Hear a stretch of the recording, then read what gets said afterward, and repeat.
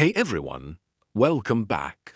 Today, we're diving deep into the wisdom of Proverbs, chapter 22. It is packed with timeless truths that can literally shape our future and the future of the next generation.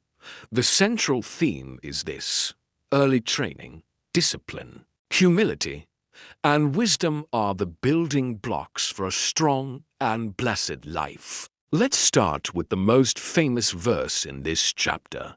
Proverbs 22:6. Train up a child in the way he should go, and when he is old, he will not depart from it.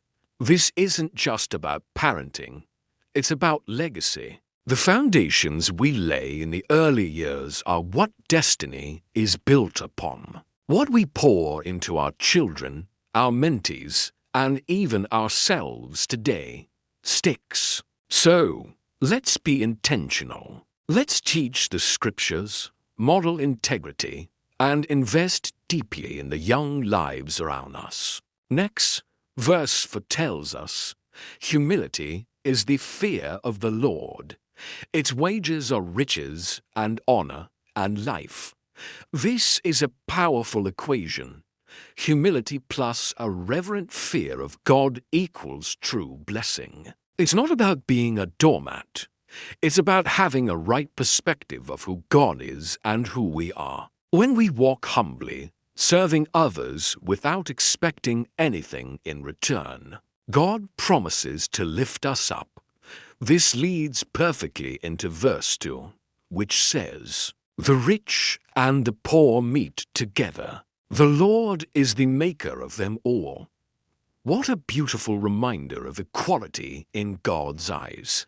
Our Creator made every single person, regardless of their bank account or social status. This means we are called to treat every single person with honor and respect, no exceptions.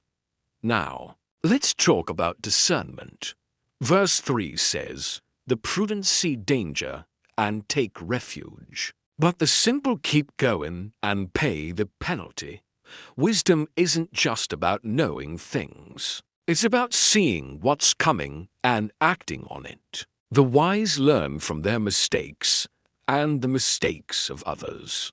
They avoid toxic environments and harmful situations. Are there places or relationships you know you should be avoiding? That's prudence in action.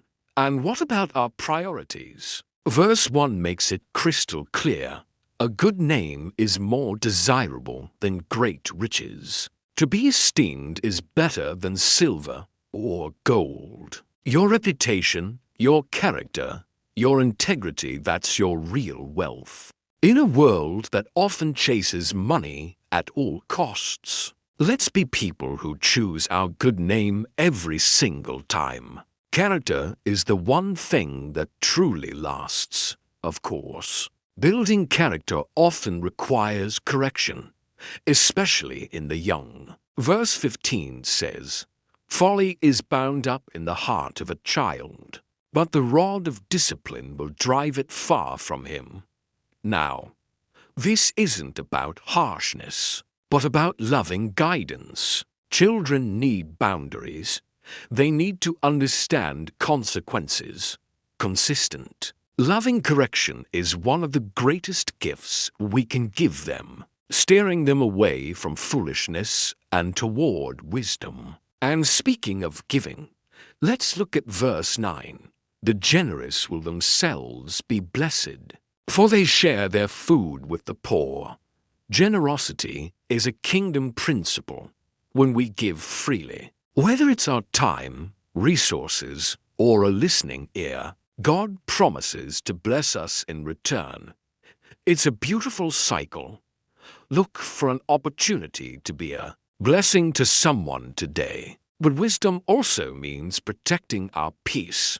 Verse 10 advises, "Drive out the mocker, and out goes strife. Quarrels and insults are ended. Toxic voices, gossip, and constant negativity will drain your spirit and steal your joy. Sometimes The wisest thing you can do is to lovingly limit your exposure to those who thrive on conflict. Protect your peace. So how do we get all this wisdom? Verse 17 says, "Pay attention and turn your ear to the sayings of the wise." We have to be teachable. We need to actively listen, read, and apply wisdom to our lives. Make it a habit. Maybe that means reading a chapter of Proverbs each morning or listening to a trusted teacher. Never stop learning. Finally, a powerful reminder of God's heart for justice. Verses 22 and 23 say, "Do not exploit the poor, because they are poor, and do not crush the needy in court. For the Lord will take up their case. God is the defender of the vulnerable." This is our call to stand up for those who can't stand up for themselves, and to ensure we treat every person with fairness and compassion. Let's close in prayer. Lord, help me build strong foundations for myself and for the next generation. Grant me wisdom, humility, and a generous heart. Let my life honor you. Amen. Remember this final truth from Proverbs 9:10. The fear of the Lord is the beginning of wisdom. Let's build our lives on that foundation. Thanks for watching. If this blessed you, hit that like button and subscribe for more. See you next time.